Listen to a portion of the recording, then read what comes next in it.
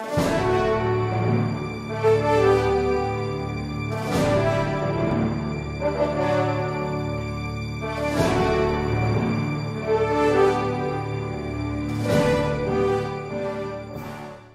President, considering the polar differences in points of view by the two counsel for both camps, I humbly submit that this matter can only be resolved by this High Court in caucus. I so submit. Thank you, Your Honor. And finally, a parting word. As I said, these are proceedings which are both quasi-judicial and quasi-political. In other words, this is a proceeding sui generis in a class of its own. Thank you, Mr. President. Thank you. Any comment from the members of the impeachment court? Hearing none, we shall proceed. The Majority Floor Leader. Thank you, Mr. President. As we proceed with our business for the day, Mr. President, we are in receipt of a memorandum on Article 2 of the verified complaint filed by the counsel of the Chief Justice Renato Corona earlier this morning. The defense praised that this honorable impeachment court immediately prevent and prohibit complainants and the prosecution from presenting evidence on paragraphs 2.3 and 2.4 of their verified complaint that suspected ill-gotten wealth and graft and corruption for being irrelevant, improper, and violative of Chief Justice Corona's constitutional rights, and B, expunge from the record any and all of the evidence presented by complainants pertaining to paragraphs 2.3 and 2.4. We submit to the presiding officer the said memorandum. Mr. President, Just a if minute, it will not... just a minute, Counsel. Thank you, Your Honor. I just received a copy of the motion. The memorandum, rather. What's the pleasure of the counsel for the defense? If it will not be asking too much, Your Honor, may I be permitted to argue, even for only 2 or 3 minutes, Your Honor, our basis for this memorandum, Your Honor, and the assertion of the rights we are claiming pursuant to this memorandum, Your Honor. Before I allow you to proceed, I would like to remind everybody that this was requested or ordered by the presiding officer in view of the issues raised by the defense in connection with the allegations of facts under Article 2 of the Articles of Impeachment, primarily the allegations or the contents of paragraphs 2.3 and 2.4 of Article 2 of the Articles of Impeachment. And in view of the gravity of the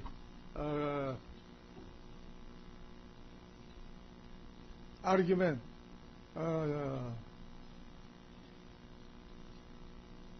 posited by the defense, the chair decided to request or order the parties to submit a memorandum, their respective memorandum on this issue. Today we have received the memorandum of the defense. Is the prosecution ready to submit its memorandum? We'll submit our memorandum, Your Honors, on Thursday. On Thursday. I think that is too long. We are being delayed in our proceedings. Then we'll submit it tomorrow. 24 hours be enough? Yes, Your Honors. We'll submit tomorrow. So you are ordered to submit your memorandum at 10 o'clock tomorrow, so that this court can dispose the issue in the afternoon trial. We will comply, Mr. President. If we have discussed it sufficiently. So, counsel for the defense, you may proceed to argue your case. Thank you, Your Honor. The proceedings, Your Honor, insofar as this impeachment complaint is concerned, is highly pregnant with a lot of objections and so on, that the counsel for the Honorable Chief Justice of the Supreme Court is concerned. We have posed their objections, those objections, Your Honor, not to delay or with no intention to further lengthen the time for the trial of this case, Your Honor, but we were merely exercising the right of the respondent, Your Honor, pursuant to law, in accordance with the Constitution, and in accordance with the rules of evidence. In this connection, Your Honor, it will be noted that we have been continuously objecting to the presentation of evidence on a charge not incorporated in the impeachment complaint.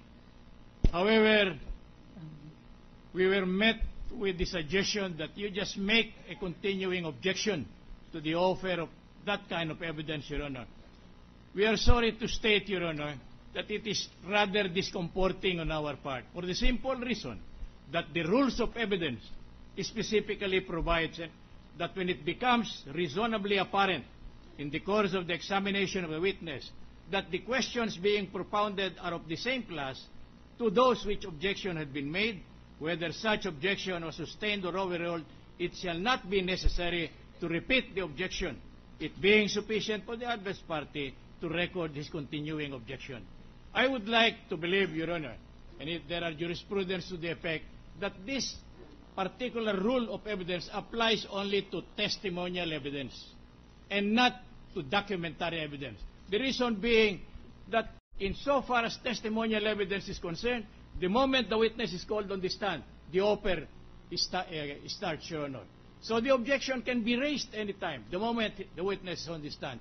This is not so, Your Honor, in connection or in relation to documentary evidence. So much so that when there was mention about the psalm of the Chief Justice of the Supreme Court, we were vehemently objecting. Not that we are worried, not that we are afraid, but it is not the proper time, Your Honor. Secondly,